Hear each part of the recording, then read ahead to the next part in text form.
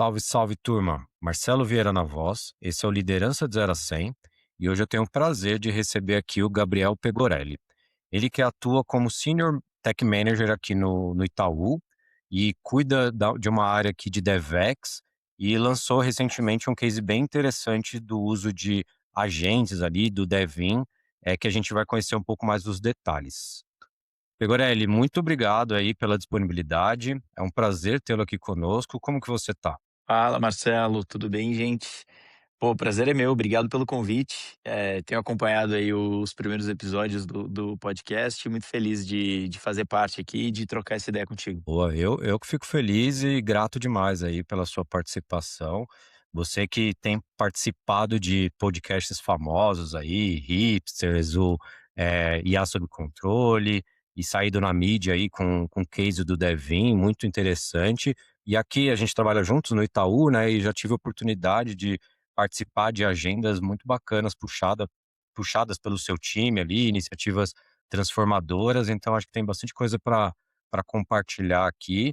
E, como de costume, a gente dividir aqui o episódio primeiro na sua trajetória, conhecer um pouquinho como que você entrou em tecnologia, como que você se tornou liderança, desafios e algumas dicas aqui para as pessoas que têm interesse em ir para a liderança ou buscar um desafio mais interessante. E depois a gente falar um pouquinho mais dos seus desafios mais atuais e desse case de DevEx, que você está mais próximo do tema. Pode ser? Vamos nessa, cara, vambora. Boa, muito bom. E aí, para começar, primeira pergunta, eu vou conhecer um pouco da sua origem. Você é de São Paulo, da onde que você é? E se você fez algum curso técnico, alguma faculdade já em tecnologia, ou você fez algum tipo de transição? Como foi o começo para você? Legal, boa. Eu sou de perto de São Paulo, sou de Campinas, então aqui 100 km de São Paulo. Nasci lá, morei lá, até antes de vir trabalhar no banco, na verdade. Eu mudei para São Paulo quando entrei no Itaú. Então cresci lá, estudei, escola, colegial, tudo lá, fiz faculdade em Campinas. E aí em 2014 eu passei no programa de trainee do Itaú e aí vim para São Paulo para entrar no banco em si. Tinha 24 anos quando vim para cá. E, cara, eu entrei é curiosa até a minha entrada no mundo da tecnologia em si, porque eu sempre gostei de computador, assim, eu lembro muito bem, de crescer nos anos 90, né, eu sou de 90, eu nasci em 1990, e eu lembro muito bem quando os meus pais apareceram com o primeiro computador em casa. Eh, Deve ter sido 97, talvez alguma coisa assim, entre 96, 98, alguma coisa por ali. E era um 386, puta merda, do tamanho de um freezer, né. E eu lembro daquela caixa dos meus pais com uma caixa enorme, tirando do elevador, assim, entrando em casa e eles todo animado com aquilo, não sabia nem o que era aquilo, mas me pareceu uma caixa gigante e eu fiquei curioso como criança e falei: "O que será que é isso, né, pra que será que isso serve e tal?". Não era tão comum, na época, computador pessoal, assim, no Brasil estava começando, né, não era uma coisa que todo mundo tinha em casa e tudo mais. E eu lembro da minha curiosidade desse primeiro momento. Eh, Dali em diante, basicamente, era um computador que não tinha conexão com a internet no momento zero, né, e aí depois conexão discada, e aí anos depois banda larga e tudo mais. E eu sempre curti explorar, brincar, entender como é que aquilo funcionava. Tive minhas fases mais de jogos em si, pô, de jogar Duke Nukem em 3D rodado no DOS, né. Lembra dessa ou não? Passei por isso também. Doom, Duke Doom Nukem. 2, total. E, depois acabei que eu não me engajei super em jogo, não é muito minha praia, eu não sou um super gamer. Mas eu comecei mais como usuário, a brincar, entender como é que funcionava, e aí entrei naquela fase, de download MP3 e Napster e Casa A, né, e toda essa onda ali do começo dos anos 2000. E Quando eu estava no colegial, indo para o colegial, minha mãe apareceu um dia em casa com um panfletinho, assim, de uma escola de informática que tinha em Campinas, perto de casa, assim, na quadra de casa. Eu moro numa região meio central ali, aí perto da prefeitura de Campinas, e aí na frente da prefeitura tinha uma escola que chamava, eu ta acho que não tem mais, tá, nem sei pra ser sincero, chamava People Computadores. E minha mãe apareceu com um folhetinho, e ela falou: "Filho, eu parei no semáforo e aí veio uma pessoa me entregou um panfleto, e eu estava lendo esse panfleto aqui, e é um panfleto que fala sobre, curso técnico, sobre colegial técnico e curso técnico", e isso eu devia estar na oitava série, prestes a ir para o colegial.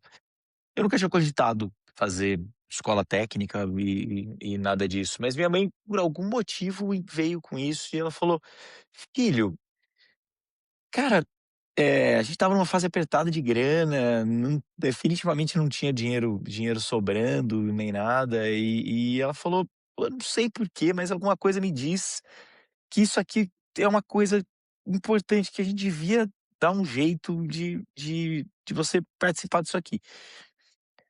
Acho que eu nem sabia direito o que que era uma escola técnica, né, um colegial técnico na época.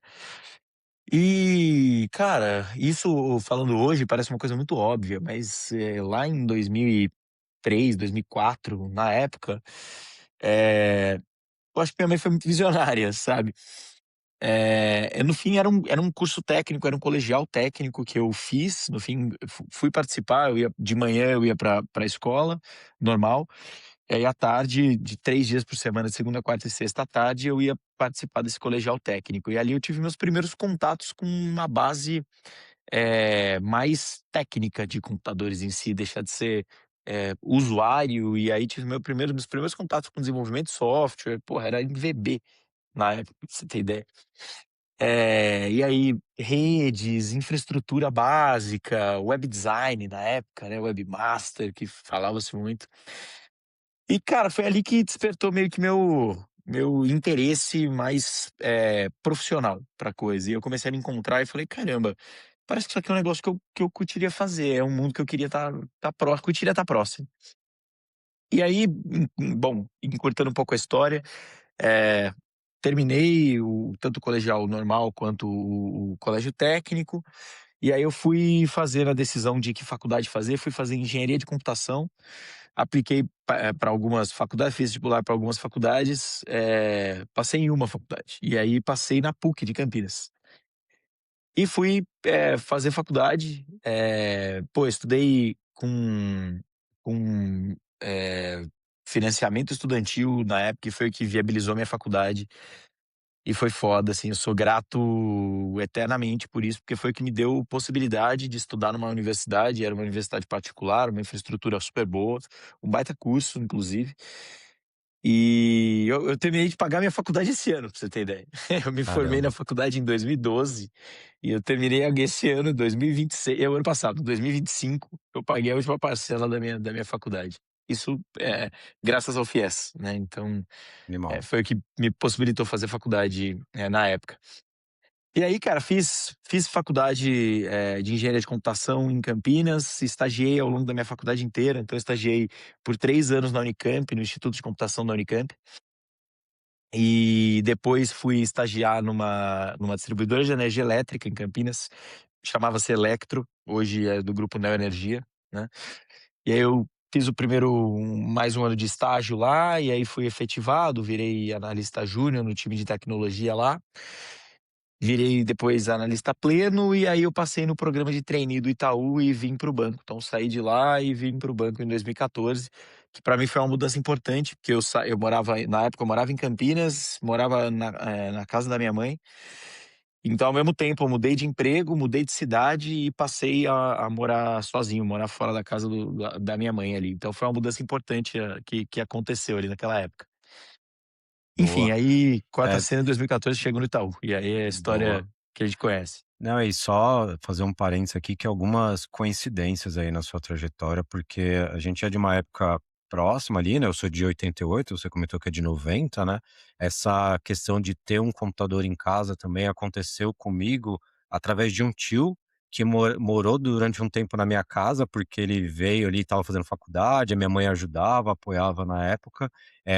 Aquela história, né, acho que, sei lá, 6, 7 irmãos, todo mundo, se reuniu para ajudar um deles a conseguir fazer a primeira faculdade, foi a primeira pessoa que teve acesso à faculdade, e ele, fazia direito, advogado e tal. Eu acho que algum cliente ali não conseguiu pagar ele, pagou através de um computador e ficou lá em casa, e eu usava também para mexer no Paint e também brincar com joguinhos ali, o Flight Simulator, Doom, Duke Nukem, e aí despertou esse interesse e também fiz técnico em informática, que também era VB6, também teve redes, também teve hardware, então muita coisa em comum aí, eu fiz esse ensino médio junto com o ensino técnico também, então muito legal, é interessante conhecer trajetórias e você percebe que tem um pouco de preparo, tem um pouco de sorte, tem várias variáveis que a gente não controla, mas, por exemplo, o incentivo até do governo ali, né, do FIES, que possibilitou ali você fazer uma escola que tem um nome interessante e uma estrutura boa, como você citou, né, e talvez isso ajudou ali você, estar onde você está hoje, né. Então, bem legal conhecer um pouco mais desses detalhes que às vezes a gente não acaba não vendo ali no LinkedIn ou no dia a dia que a gente atua mais próximo, né. E aí, fazendo então talvez agora esse salto que você deu, né, a chegada aqui no Itaú, as mudanças de vida, né, de casa e autonomia e tudo mais, me conta um pouco da sua mudança de, um contribuidor individual para uma posição de liderança. Quando que você, eh, teve o seu primeiro contato com liderança? Já foi uma liderança, né, com cargo, assim, de ter pessoas ou foi algo que foi, um tech lead que faz uma liderança por influência e depois sim um time, e foi algo natural ou algo que você já tinha interesse, foi buscando, pra chegar lá? Como que foi essa parte aí da sua trajetória? Legal, cara. E legal saber das coincidências mesmo, impressionante como as histórias se cruzam, né. Eh, eu acho que foi uma mescla de coisas, acho que você colocou muito bem o tanto de variável que a gente não controla que tem no meio do caminho, né. O tanto que tem de sorte, o tanto que tem de momento, de casar o acaso, né, e criar um momento legal e aí um pouco também de mérito nosso de estar se preparando para que quando aquele acaso surgiu, cara, a gente tinha alguma coisa que chamou atenção, e despertou a confiança nas pessoas que estavam ao redor. Bom, para mim, eh, eu acho que essa virada de chave aconteceu quando eu ainda estava na faculdade e comecei a trabalhar na empresa que eu trabalhava antes de vir para o banco. Eu trabalhava no time de tecnologia, mas a minha atuação desde o início, um pouco de sorte e um pouco do que eu fui, busca sorte da atuação que eu caí, da característica da vaga que eu caí, e um pouco também do que eu estava buscando, porque era um pouco disso que eu queria, mas eu caí de cara numa atuação que já era muito transversal dentro do time. Eu nunca tive uma atuação que fosse de um contribuidor individual muito focado em uma vertical específica de codificar um tipo de aplicação ou coisa e tal. Que foi legal disso? A minha atuação no início era uma atuação bastante transversal e que me forçava a falar com o time de tecnologia todo, era uma estrutura muito menor do que tem aqui no Itaú, na época eu acho que o time de tecnologia inteiro, contando infraestrutura e sistemas e redes e tudo mais, devia ter umas 30 pessoas na empresa, então era outro porte, né, de empresa. Mas o tipo de atuação me forçava a ter contato muito transversal com as pessoas, a conversar com as pessoas, entender o que elas estavam fazendo, entender como é que as coisas estavam avançando. Então eu tinha uma atuação que misturava um pouco de estratégia em tecnologia, um pouco de orçamento, gestão orçamentária do time de tecnologia, um pouco de governança, vai, no geral. E para conseguir rodar isso, eu precisava entender por que que o nosso orçamento do ano que vem, a gente vai investir 30% do orçamento inteiro para melhorar o sistema comercial da empresa. Por que que a gente vai fazer isso? Para conseguir planejar o orçamento, eu precisava entrar nessas conversas com os diferentes times. O que desde o início me despertou uma visão bastante transversal das coisas. Não tão profunda, porque eu nunca fui o contribuidor individual hands-on de tecnologia que estava construindo as aplicações no dia a dia, mas eu sempre fui a pessoa que estava traduzindo o porquê fazer aquilo e o porquê fazer aquilo daquele jeito. e por que naquele momento.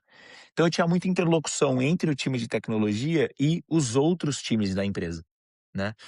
Então, e essa foi uma habilidade que eu comecei a desenvolver desde cedo, que é muito isso de traduzir o valor da de construir alguma coisa em tecnologia, de aplicar algum conceito tecnológico para quem não é, técnico e não está interessado na tecnicidade da coisa, está interessado no porquê que a gente está fazendo isso, né.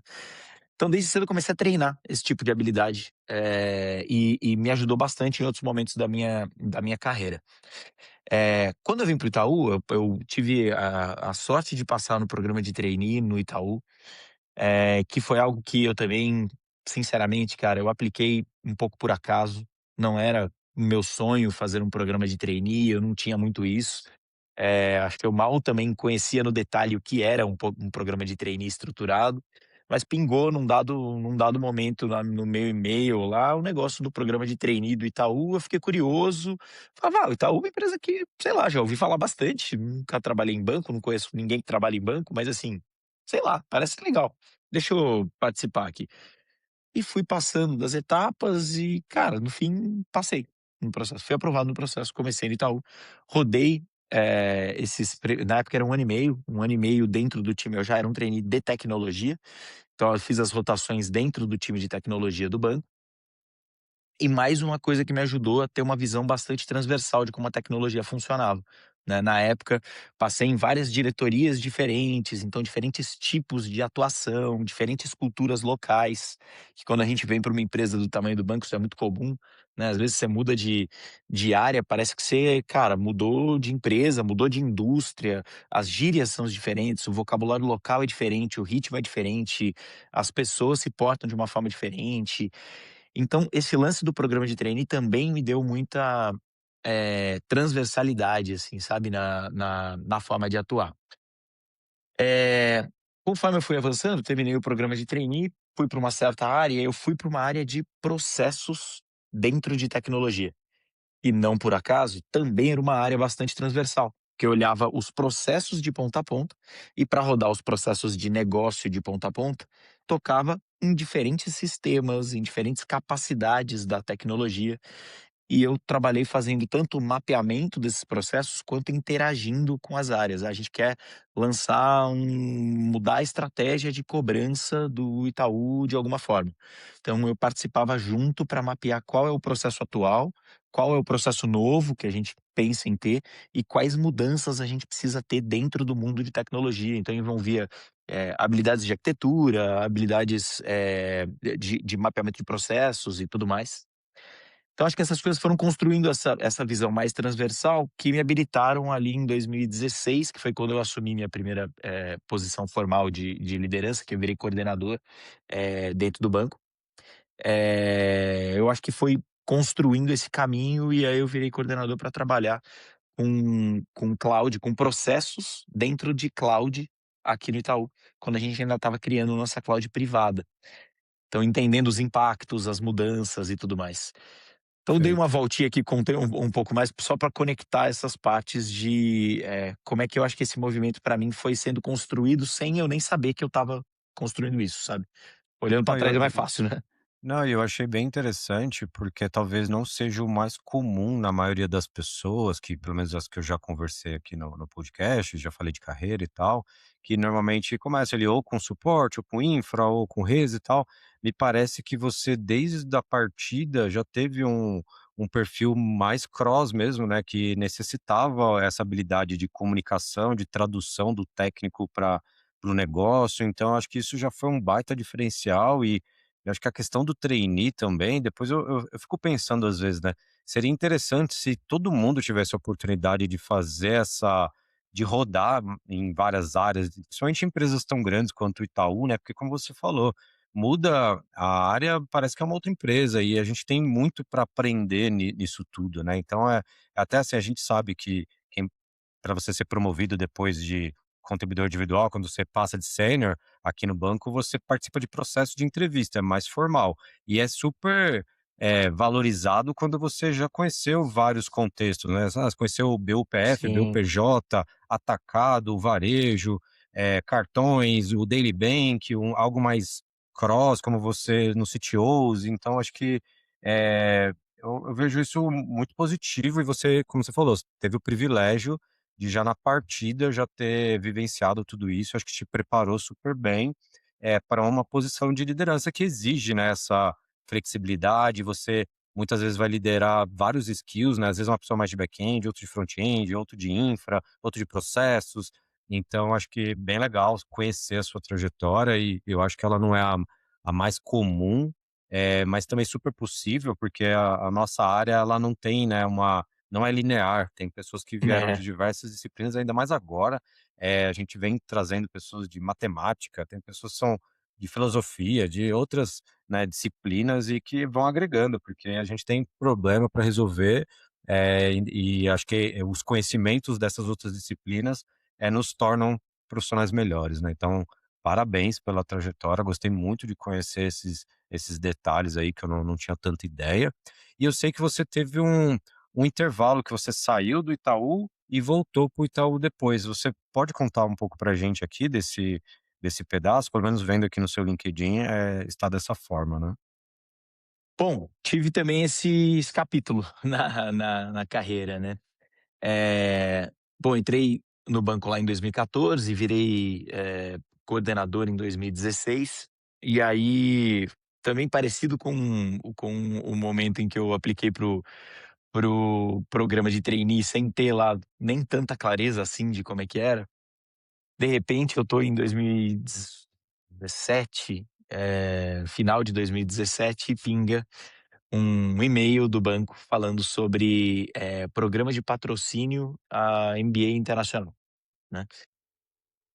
E, pra ser muito sincero, eu não tinha pleno conhecimento do que era um programa de MBA, nas principais escolas de negócio do mundo e como a gente não tem um modelo, de MBA full time no Brasil como a gente tem fora do Brasil, já tinha ouvido falar, claro, mas eu nunca tinha parado para dar tanta atenção e entender a fundo como é que isso funcionava, né. E aí eu comecei a estudar, entender um pouco mais sobre como isso funcionava e entender se isso era algo para mim ou não.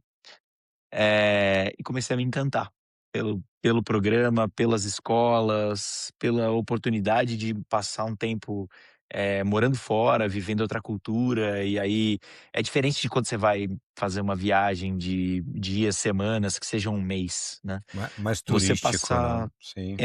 total. Você de fato passar 2 anos morando fora, convivendo com uma comunidade de pessoas tão internacional, né, porque no fim, eh, eu acabei fiz o processo tanto das escolas quanto o processo de patrocínio interno do banco MBA. Fui aprovado aqui dentro do banco para o patrocínio de uma das escolas de negócio e passei numa escola que fica na Espanha, em Barcelona, ela chama IESE, e aí eu fui para Barcelona em 2019, no meio de 2019, fiquei de licença aqui do banco e fui com o patrocínio do banco estudar fora e passei, 2 anos fazendo esse programa de MBA. E cara, foi uma experiência fantástica, assim, foi uma experiência muito muito única, por vários aspectos. Eu acho que foi uma experiência em que diversidade é um negócio vivido no dia a dia e não é um tema bonito escrito na parede. E me explico. Eh, um programa de MBA como esses, que são super internacionais e que a comunidade que participa é uma comunidade tão internacional, acaba te oferecendo diferentes formas de diversidade. Desde diversidade cultural, diversidade de gênero, diversidade de raça, diversidade de indústrias e de backgrounds, sabe, profissionais. Estão estudando com gente que veio de, backgrounds mais tradicionais, como engenharias, direito, economia, administração e por aí vai, até médicos, profissionais da dança, artistas no geral, físicos, pessoas que estudaram geografia e que, por algum motivo, aquele programa de MBA fazia sentido, ou porque a pessoa queria fazer uma transição de carreira, ou porque a pessoa queria ganhar habilidades que, ela não tinha tido a oportunidade de desenvolver. E eu acho que quando você junta esse grupo de pessoas pra estudar junto e para conviver durante 2 anos, numa sala de aula e que a escola que eu estudei era muito baseada em casos, o estudo muito baseado em casos.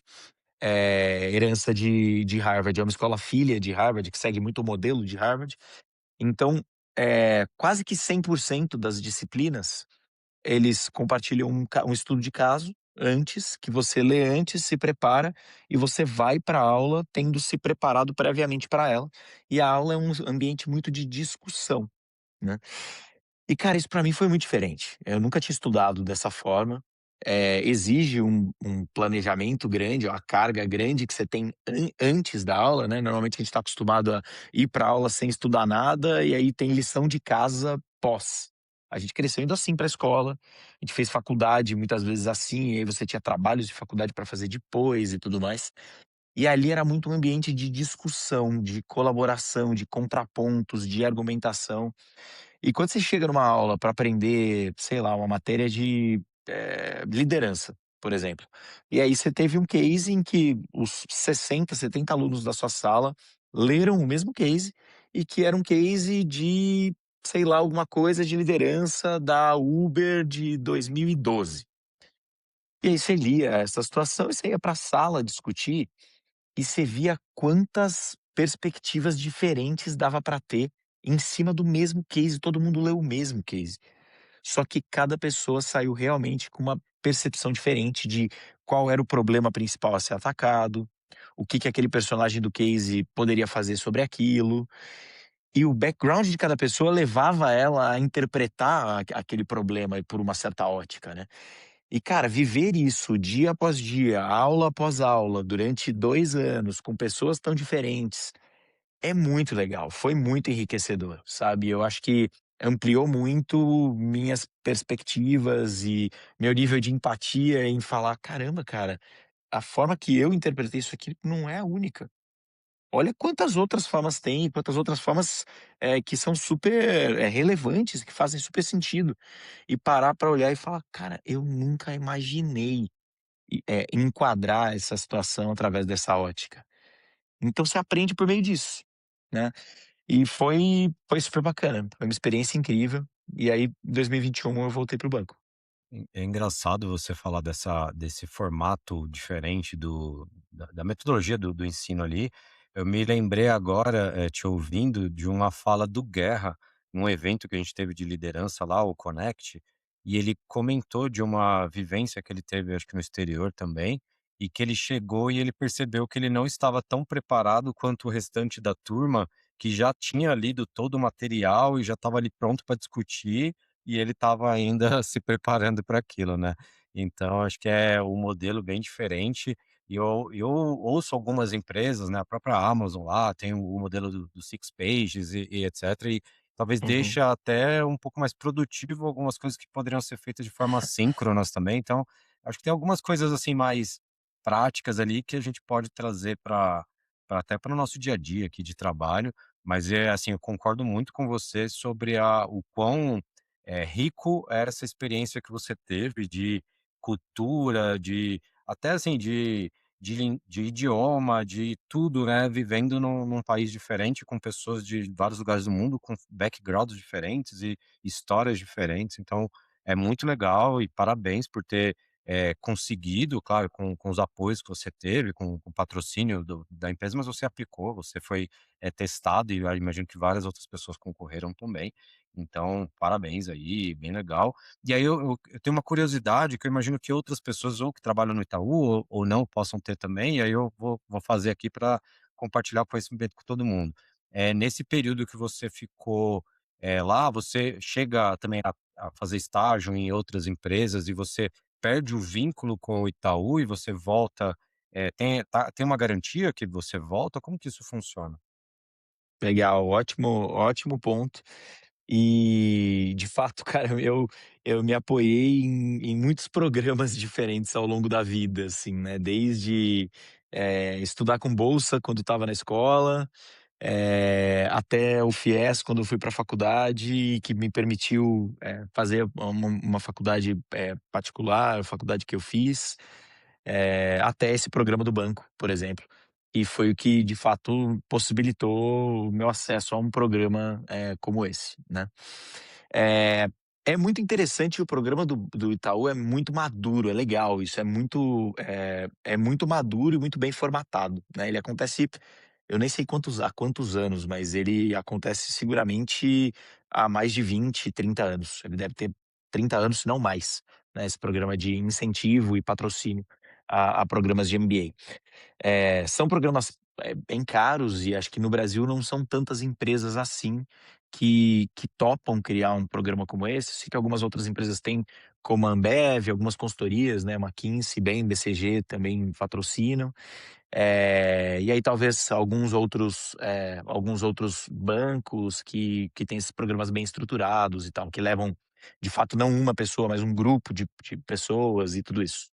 Enquanto o período que eu tô lá, eu fiquei com uma licença não remunerada do banco, então eu tinha um vínculo, eu era um colaborador do Itaú em licença, em período de licença, né, e como se tivesse feito uma pausa, na minha relação. E o programa é tão legal do Itaú, que o Itaú incentiva, cara, a você a viver a experiência. Então quando você tem lá o período do summer, né, o período de verão no meu caso europeu, entre o primeiro e o segundo ano, você tem 3 meses em que você, pode atuar e fazer estágio e colaborar com algum projeto, com alguma empresa. Você pode inclusive, voltar para o Itaú para desenvolver, algum projeto aqui, eventualmente explorar alguma outra área. Teve gente que foi para outras unidades do Itaú, então trabalhava no Itaú Brasil, e aí no período de summer foi atuar no Itaú Miami e tudo mais, para conhecer um lugar diferente, Nova York e tal. No meu caso, eu fui muito com a intenção de me aprofundar no mundo de educação, pra tecnologia, né. Eu enxergava ali esse movimento de IA crescendo muito, o movimento de automação crescendo muito, e eu já tinha uma preocupação muito grande em, conforme a gente vai avançando com automação e com inteligência artificial, o que que as pessoas vão fazer? Essa era uma preocupação grande, e na época, na minha cabeça, lá em 2018, quando eu estava, me preparando e aplicando para participar desses programas, aplicando para as escolas, eu lembro que a minha essay, né, a minha redação principal, o problema que o exemplo que eu trazia era ainda aquele exemplo, muito simples, mas muito impactante, que era o exemplo das portarias virtuais, né, que é uma automação relativamente simples e que tem impacto enorme em pessoas que trabalham em portarias, né. E aí de uma hora para outra você deixa de ter uma, 2, 3, 4 pessoas trabalhando em turnos em cada portaria de prédio, de condomínio e tudo mais. Você passa a ter uma central com 1/20 das pessoas, nem sei qual é a relação, mas muito menos pessoas, atendendo de maneira virtual a todos esses edifícios, a todos esses condomínios. E eu olhava para isso e falava: "Cara, esse mesmo efeito, conforme a tecnologia for avançando, ele vai ser brutal em escala", né. Como é que a gente está preparando as pessoas para conseguirem se adaptar a novas funções? Então, pô, esse porteiro, zelador, no exemplo que eu estava ali de portaria, eh, se a pessoa sempre trabalhou com isso e de repente ela foi impactada pelo efeito da portaria virtual, vai fazer? Quão fácil é para essa pessoa se adaptar a uma nova função? Não, é super fácil. Vai virar desenvolvedor? Não é tão simples essa conversão de habilidades, né. E esse é um problema que me preocupa há muitos anos, e que eu olho para ele, assim, que eu falo: "Caramba, cara, eu queria muito conseguir contribuir com isso de alguma forma". E eu fui com essa ideia na cabeça para o MBA. E me aprofundei nesse tema, dentro do tema de educação durante o MBA e durante o summer, e agora chegando mais diretamente à pergunta, durante o summer eu fui trabalhar em 2 startups de educação, uma em Madrid e outra na Áustria. Trabalhei remoto, era bem na pandemia, eu peguei bem o período da pandemia ali. Então a de Madrid eu ainda consegui ir por 1 mês, eu fiz 1 mês remoto e 1 mês, no escritório, e a da Áustria eu trabalhei um outro mês, totalmente remoto. E eram 2 edtechs, e eu trabalhei desenvolvendo produtos de educação e tudo mais junto com eles nesse período. E cara, foi super legal, foi uma experiência que, eu não sei se eu conseguiria ter tido de um jeito fácil, com uma entrada legal em 2 startups europeias, foi super bacana, trabalhei em outro idioma, outra cultura, criando produto junto, entendendo o que os caras estavam fazendo de legal, como é que eles estavam enxergando o futuro da educação, né, ali. E, pô, me enriqueceu de diversas formas, mas eu tinha clareza de que depois, do programa eu queria voltar para o Itaú. E aí terminei o meu segundo ano e voltei para o banco, e aí foi quando eu virei gerente, e aí voltei e assumi uma cadeira. E comecei a construir o time de Tech Education aqui dentro, conectando com esses aprendizados e pensando como é que a gente podia colaborar para criar um modelo de educação, técnica que incentivasse as pessoas a estudar, desenvolver outras habilidades e tudo mais. Animal, então você conseguiu conectar e aplicar as coisas que você viu tanto no MBA, na formação, também nos estágios, com a sua área, a sua equipe e tudo que você, vem fazendo no Itaú mais recentemente, né. E aí você saiu como coordenador e voltou como gerente, foi isso? Boa. Exatamente, exatamente isso. Parabéns, cara. E aí, talvez já acho que é a deixa pra gente então, assim, a gente conheceu bastante aqui da sua trajetória, das suas origens, da sua formação acadêmica, das suas formações acadêmicas, né. Claro que imagino que tem outros cursos ali, menores que você deva ter feito, está fazendo, a gente está o tempo inteiro tendo que se atualizar, né. Estudando, né. Exato, faz parte da nossa atividade, tem que gostar, né, pra estar aqui. Mas eu queria então talvez já agora falar um pouco mais dos desafios atuais e talvez desse case recente que está sendo bastante divulgado ali do uso do Devin.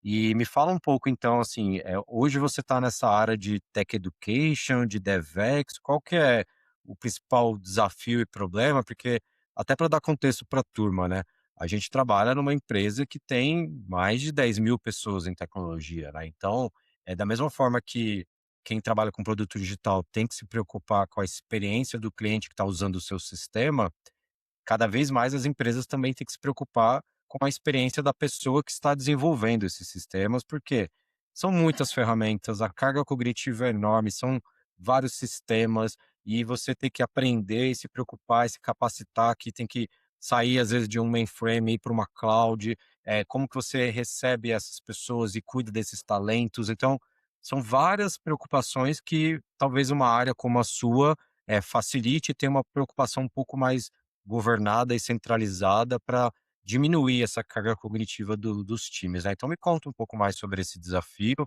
e depois a gente aborda aqui o case do Devin. Legal, boa. Eh, bom, depois de tudo isso, eu, comecei a construir o time que hoje, eu faço parte, que a gente chama de Tech Experience aqui dentro do banco, né.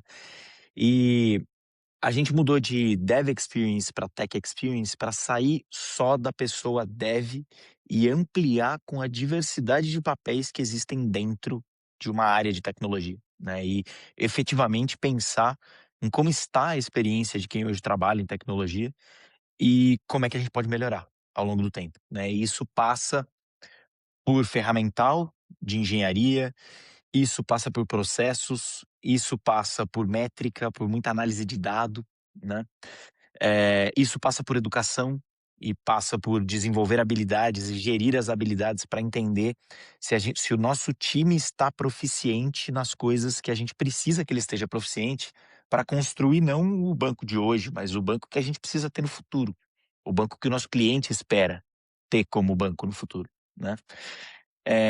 Então a cadeira que eu tenho hoje é uma cadeira meio híbrida desses assuntos, né. Eu lidero, 3 squads e um squad é o squad que a gente chama de Abilitech, que mistura um pouco de evoluções no ambiente de engenharia local, ambiente de dev local, a máquina do desenvolvedor, e como é que a gente melhora a experiência de trabalho ali dentro. E também a parte de habilitação técnica e gestão de habilidades técnicas e tudo mais.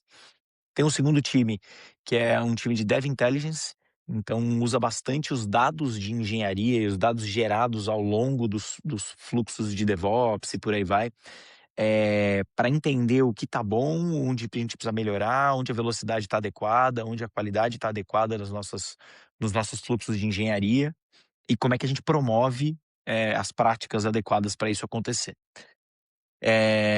E um terceiro squad que é o squad chamado, AI Coding Tools, que é o squad que está muito focado em ferramentas de IA para engenharia. Então é o squad, por exemplo, que faz gestão do dev em GitHub Copilot, esse tipo de ferramenta. E a gente está sempre pensando em como é que a gente melhora a experiência, como é que a gente usa melhor as ferramentas atuais, como é que a gente traz novas ferramentas para o circuito, e estamos sempre olhando para o mercado, conversando com o mercado, estabelecendo nossas parcerias estratégicas com empresas legais, inclusive a parceria com a Cognition, vem muito disso. Cognition é a empresa, dona do Devin, né? Vem muito desse estudo contínuo do banco, que não só a minha área faz, mas a área muito forte na área de emerging tech, por exemplo, aqui dentro, que faz muito desse scouting, né, de estar sempre olhando para o mercado e buscando possibilidades e tudo isso. Então esses são os temas que hoje eu trabalho dentro do banco, e aí não por acaso são temas bastante transversais também na tecnologia, né.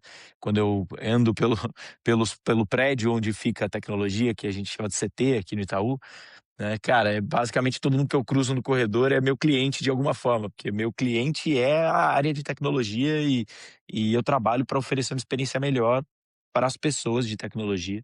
Então, estou sempre muito atento para escutá-las e disposto a ouvir as críticas que ela tem, para a gente pensar em como é que a gente dá os próximos passos ali. Nossa, baita responsabilidade, hein, cara. Muito legal. E achei interessante até também, né, para tentar dar contexto, né. O uso dessas ferramentas, né, ele é super importante no momento que a gente está, em vários aspectos, né. Uma que, assim, você, não pode demorar tanto, às vezes, para liberar uma ferramenta como essa, porque ela pode ser um baita diferencial competitivo, mas, ao mesmo tempo, você não pode fazer de qualquer maneira, porque tem um monte de questões ali de segurança, de dados, de, até a governança, né, se uma pessoa contrata numa área e a outra está pagando uma licença diferente em uma outra, então eu acho que ter esse tipo de cuidado que a sua equipe acaba fazendo, ele é essencial, e super importante que você consiga atender às necessidades dessas pessoas que estão usando as ferramentas, mas ao mesmo tempo cuidar da parte de governança ali, porque a gente é uma empresa que é muito regulamentada e tem uma questão de segurança importante nisso. Então, não é trivial fazer isso, então, parabéns e obrigado aí pelo trabalho prestado, e a Aham. gente sempre vai ter ali sugestões e oportunidades, com certeza, mas a gente constrói isso muito juntos, né, então, valeu demais. Aí eu queria conhecer um pouco mais desse case específico. Eu imagino que você deva ter diversos outros cases de melhorias na experiência das pessoas e, seja num processo, né, de deixar um processo que às vezes era um pouco mais, duro, rígido, burocrático, em processos mais simples, em capacitações e preparar a galera para o que está por vir. Mas eu queria ouvir mais desse case que está bastante recente, latente agora, sobre o uso dessa ferramenta da Cognition. Qual o problema que ele precisava resolver? Como que ele ajudou? O que que você pode compartilhar sobre isso? Legal.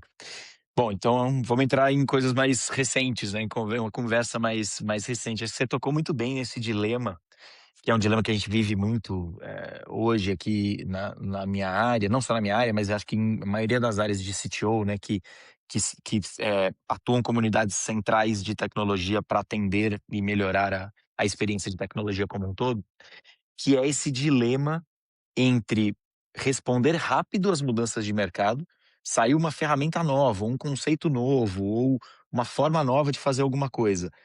Amanhã eu já quero estar estudando e pensando e experimentando, e casar com os trade-offs disso frente à governança, a change management, à carga cognitiva que isso traz para um parque grande de pessoas, né? A efeitos de custo, a efeitos de risco e segurança da informação. Enfim, manter essa balança equacionada, tem muita ciência e muita arte, né, no meio do caminho. Eh, e o lance do Devin vem um pouco disso, né, lá voltando agora 2 anos atrás, em março de 2024, mais ou menos nesses dias mesmo, a gente tá gravando hoje meados de março, quase que exatamente há 2 anos atrás, surgiu um post no Twitter, dessa empresa chamada Cognition, que se dizia, capaz ou dizia ter criado o primeiro desenvolvedor de software autônomo com IA, para uso comercial mesmo, para uso, em empresas e tudo mais. E cara, quando esse post veio à tona e eram vídeos desse agente trabalhando e tudo mais, a conversa toda de agentes de IA era muito embrionária, né. A gente ainda estava enxergando muito no mercado IA como assistente e interação conversacional com perguntas e respostas, mas assim, tinham poucos exemplos práticos de agentes que você delegava alguma coisa e ele fazia efetivamente alguma coisa para você. Eram bastante coisas experimentais e tudo mais, mas conseguir fazer isso de forma não determinística parecia uma coisa meio mágica, assim, meio ciência de foguete, né. Quando esses caras apareceram no mercado, logicamente o mercado inteiro ficou em alvoroço e falou: "Cara, isso não é possível, isso é mocado, é vídeo mocado, isso é fake, não sei o quê". E desde o começo eu lembro conversando com o meu ex-chefe, a gente trocou mensagens e falou: "Cara, você viu isso aqui? Puta, interessante, né". Uns dias depois, assim, sei lá, foi postado um dia, a gente viu no dia seguinte, e aí começamos a acompanhar e desde o momento zero falamos: "Ah, vamos tentar contato com esses caras e vamos tentar uma demo, sei lá, vamos tentar conhecer mais". Só que era impossível, estava impossível, e você entrava numa waitlist e basicamente ninguém te procurava, né, e você não conseguia contato e tudo mais. E seguiu assim por meses e mandei e-mail, procurei gente no LinkedIn que trabalhasse na empresa, mandei mensagem, entrei no site, me cadastrei, tentei, sei lá, tentei todas as formas e nenhuma surtiu efeito. Eu falei: "Beleza, então acho que não é para ser agora". E alguns meses depois, surgiu por meio de um contato comum que chegou até uma camada executiva do banco, um contato lá e uma possibilidade de uma conversa, de uma primeira reunião. E isso foi, no segundo semestre de 2024, tipo agosto de 2024, assim. E fizemos uma primeira conversa que foi super legal com o time deles, viu uma demo, entendemos possibilidades, o que estava maduro, o que que não estava. Compartilhamos um pouco de desafios, nossos, para eles entenderem também que porte de desafio técnico a gente estava falando. E a gente saiu daquela conversa com outra conversa marcada, que virou outras 3 conversas, que virou uma lista de, potenciais casos para a gente explorar e ver como é que a ferramenta se portava, que no final de 2024 virou um contrato de experimentação, com a Cognition. E que aí, daí para frente, a gente começou a produtizar a ferramenta internamente, ainda no ambiente de lab, foi ganhando confiança na ferramenta, aprendendo a usar, ainda de forma isolada do nosso ambiente, produtivo.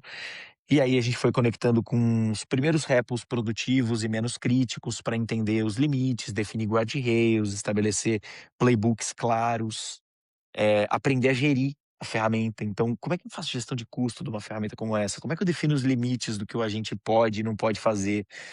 Como é que eu defino bem uma spec, né, do que eu quero que seja feito e especifico a atividade que eu vou delegar para esse agente rodar?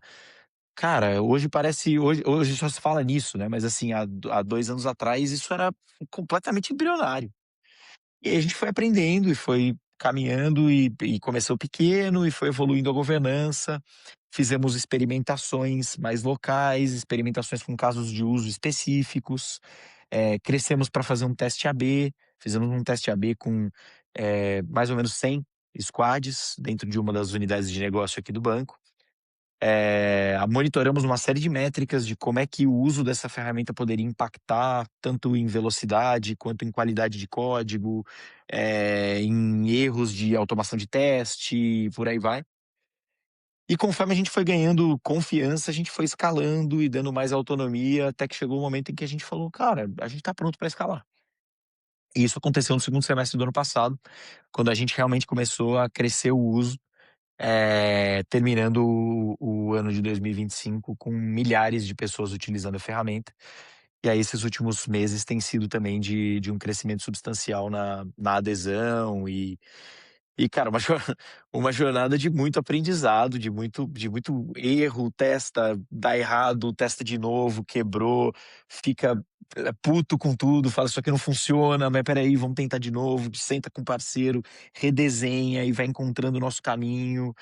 e hoje a gente tem como uma das ferramentas, muito importantes para o nosso core e a nossa estratégia de engenharia, atual.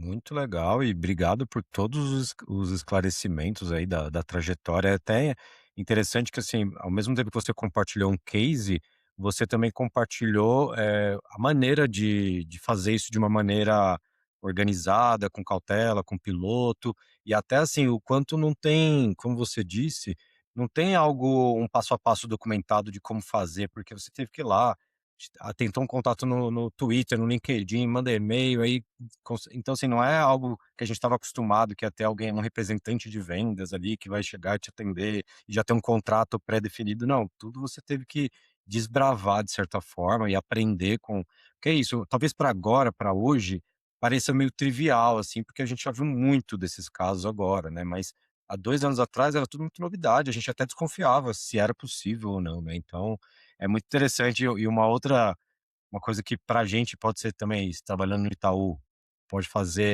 ser muito trivial do dia a dia, você comentou que você estava fazendo ali um teste AB com 100 squads. Talvez para várias Muita outras empresa não empresas tem isso. não tem 100 squads, exato, então já é a escala máxima, né, É. então olha né, a complexidade que a gente está envolvido, né.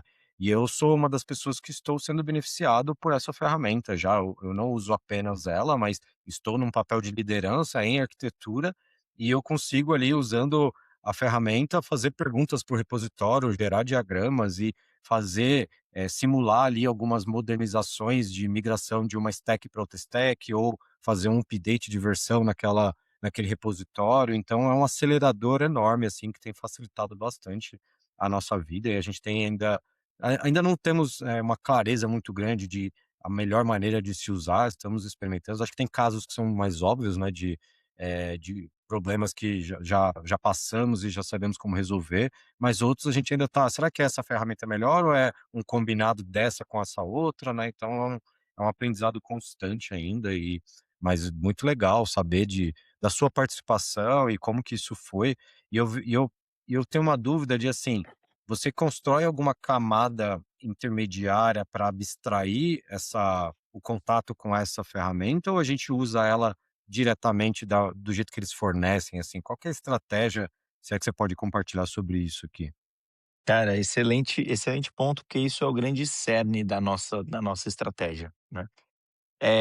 A gente criou uma camada intermediária aqui, né, dentro do banco, inclusive batizamos de DEVA, que é desenvolvedora autônoma, desenvolvedora virtual autônoma.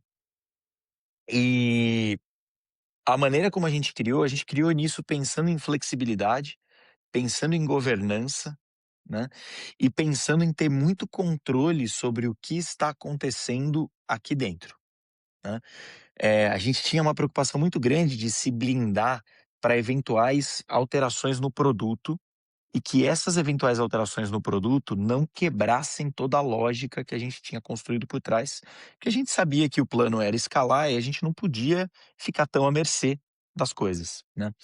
Então, no fim das contas, a gente usa, uma versão, normal, pública da ferramenta, claro, com as nossas customizações, mas é uma versão, bastante original da ferramenta. A gente usa as features, que são as mesmas features, públicas. Inclusive, como a gente foi um cliente grande muito cedo para eles, a gente influenciou e vem influenciando a criação de muitas dessas features públicas, né.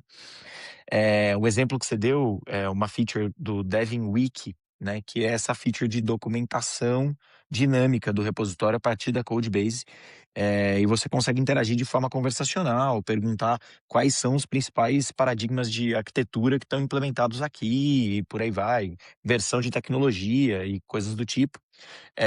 A gente usa muito e a gente influenciou bastante a evolução desse tipo de feature lá dentro. Essa nossa camada intermediária é a camada onde a gente faz toda a parte de gestão de acesso, toda a governança de qual usuário pode acessar qual repositório, né. Porque no fim das contas é um agente que tem acesso aos diferentes repositórios, mas a pessoa que está interagindo com esse agente não tem acesso a todos os repositórios da empresa. Logo, se ela pedir para que esse agente faça uma alteração num repositório que ela não tem acesso, ele não pode. A gente não pode permitir que ele consiga fazer essa alteração. né. Então tem toda uma parte de governança de código, né, por trás, e que a gente conecta os fluxos não só de SCM, mas de CI e CD e governa as coisas por meio dessa camada interna que interage com as nossas ferramentas internas dentro do banco, com nossa ferramenta de DevOps que hoje a gente usa o GitHub e por aí vai. Então criamos essa camada intermediária e tem sido super, super legal, inclusive integrações que a gente, tem feito com nossa ferramenta de task management, né, então, hoje a gente usa ServiceNow, por exemplo, uma customização em cima de ServiceNow para task management e a gente tem uma série de integrações para conseguir fazer as conexões entre um item de trabalho, de backlog, e sessões de trabalho agênticas, e ter mais tracking das coisas, entender o que está acontecendo e por aí vai.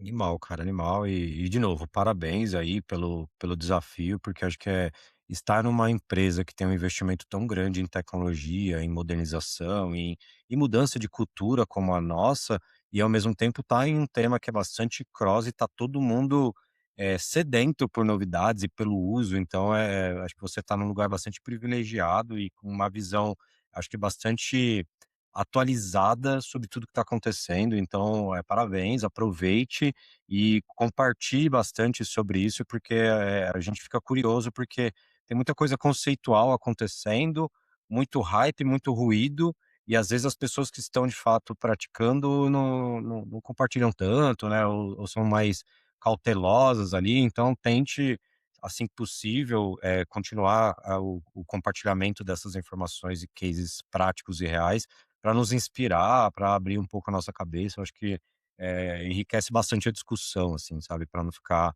apenas naqueles 2, bem polarizado, né, de que tudo vai acabar ou de que tudo é um hype e nada É. funciona, né. Então acho que é legal a gente Entre a utopia e a distopia total. extrema, né, cara. E eu acho que é muito legal isso que você falou, porque, primeiro, pô, dá um orgulho enorme a gente trabalhar numa empresa tão, disposta a estar na fronteira do mercado de tecnologia, né. Uma empresa brasileira, feita por brasileiros, que atende a clientes brasileiros e que hoje está botando case para o mundo, despontando entre as principais empresas do mundo, que estão conseguindo modernizar a maneira de construir solução, a maneira de trabalhar, software. Eu acho que isso dá muito orgulho, é muito legal trabalhar no Itaú e sempre que eu paro para pensar e falar: "Cara, que oportunidade legal trabalhar com gente tão boa e trabalhar com gente tão visionária como, são os executivos do Itaú e estão disposto a, cara, estar de fato na fronteira e brigar para estar entre os melhores, não só locais, mas entre os melhores do mundo do que a gente vem fazendo, né. Junto com isso, eu acho que por trabalhar numa empresa, da relevância da empresa que a gente trabalha, a gente tem uma parcela de responsabilidade enorme no desenvolvimento do mercado de tecnologia, né. E aí casa com o ponto que você estava falando de da gente compartilhar as coisas, da gente falar sobre, da gente publicar coisas para o mercado, né. No ano passado ou há 2 anos atrás, a gente veio com o ICTI, e o ICTI é uma grande plataforma, é o Instituto de Ciência e Tecnologia do Itaú, né, e é uma grande plataforma de produção de conhecimento, né, de produção de case, de produção de estudo, de produção de patentes, de produção de conhecimento científico. E, cara, a gente como uma empresa, tão relevante, tão importante e tudo mais, que tantas outras empresas se espelham também, eu acho que a gente tem uma responsabilidade muito grande nesse processo, não só de puxar o desenvolvimento do mercado, mas também de compartilhar o que está sendo legal, os desafios que a gente está tendo para que outros, consigam nos ajudar a empurrar essas fronteiras para frente, sabe.